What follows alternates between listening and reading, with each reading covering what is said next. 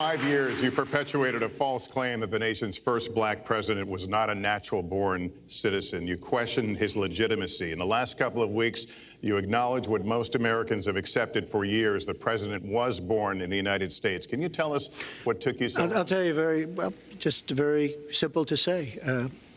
Sidney Blumenthal works for the campaign and very close friend of Secretary Clinton, and her campaign manager, Patty Doyle, went to, during the campaign, her campaign against President Obama, fought very hard, and you can go look it up and you can check it out. And if you look at CNN this past week, Patty Solis Doyle was on Wolf Blitzer saying that this happened. Blumenthal sent McClatchy, highly respected reporter at McClatchy, to Kenya to find out about it. They were pressing it very hard. She failed to get the birth certificate. When I got involved, I didn't fail. I got him to give the birth certificate. So I'm satisfied with it, and I'll tell you why I'm satisfied with it. That was because I want to get on to defeating ISIS, because I want to get on to creating jobs, because I want to get on to having a strong border, because I want to get on to things that are very important to me and that are very important to the country. I'll let you respond. That's important, but I just want to get the answer here. The birth certificate was produced in 2011. You continued to tell the story and question the president's legitimacy in 2012, 13, 14, 15, as recently as January. So the question is, what changed your mind? Well, nobody was pressing it. Nobody was caring much about it. I figured you'd ask the question tonight, of course, but nobody was caring much about it. But I was the one that got him to produce the birth certificate, and I think I did a good job. Secretary Clinton also fought it. I mean, you know, now everybody in mainstream is going to say, oh, that's not true. Look, it's true. Sidney Blumenthal sent a reporter. You just have to take a look at CNN last week, the interview with your former campaign manager, and she was involved. But just like she can't bring back jobs, she can't produce. I'm sorry, I'm just going to follow up, and I will let you respond to that, because if there's a lot there. But we're talking about racial healing in this segment. What do you say to Americans? Well, it was very, I say nothing. I say nothing because I was able to get him to produce it. He should have produced it a long time before. I say nothing. But let me just tell you, when you talk about healing, I think that I've developed very, very good relationships over the last little while with the African-American community. I think you can see that. And I feel that they really wanted me to come to that conclusion, and I think I did a great job and a great service, not only for the country, but even for the president, in getting him to produce his birth certificate. Secretary Clinton.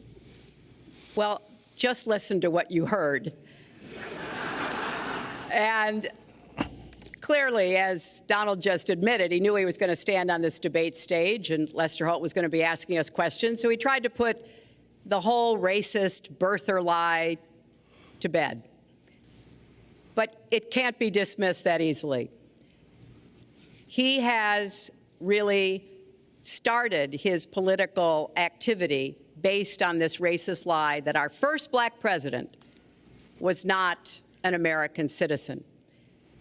There was absolutely no evidence for it, but he persisted. He persisted year after year because some of his supporters, people that he was trying to bring into his fold, apparently believed it or wanted to believe it.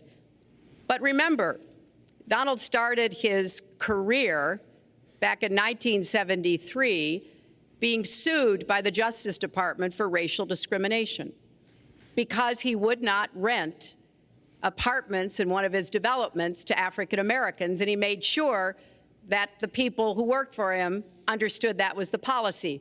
He actually was sued twice by the Justice Department.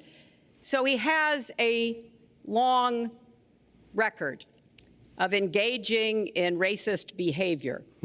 And the birther lie was a very hurtful one. You know, Barack Obama is a man of great dignity, and I could tell how much it bothered him and annoyed him that this was being touted and used against him. But I like to remember what Michelle Obama said in her amazing speech at our Democratic National Convention. When they go low, we go high. And Barack Obama went high, despite Donald Trump's best efforts to bring him down. Mr. Trump, you can respond, then we're going to move on I to would the next love to segment. respond. First of all, I got to watch, in preparing for this, some of your debates against Barack Obama. You treated him with terrible disrespect. And I watched the way you talk now about how lovely everything is and how wonderful you are. It doesn't work that way. You were after him. You were trying to. You even sent out, or your campaign sent out, pictures of him in a certain garb, very famous pictures. I don't think you can deny that. But just last week, your campaign manager said it was true. So when you try to act holier than thou, it really doesn't work. It really doesn't. Now, as far as the lawsuit, yes, when I was very young, I went into my father's company, had a real estate company in Brooklyn and Queens, and we, along with many, many other companies throughout the country, it was a federal lawsuit, were sued. We settled the suit with no admission of guilt. It was very easy to do, but they sued many people. I notice you bring that up a lot, and I also notice the very nasty commercials that you do on me in so many different ways, which I don't do on you. Maybe I'm trying to save the money, but frankly, I look at that and I say, isn't that amazing? Because I settled that lawsuit with no admission of guilt. But that was a lawsuit brought against many real estate firms, and it's just one of those things. I'll go on one step further. In Palm Beach, Florida, tough community, a brilliant community, a wealthy community, probably the wealthiest community there is in the world.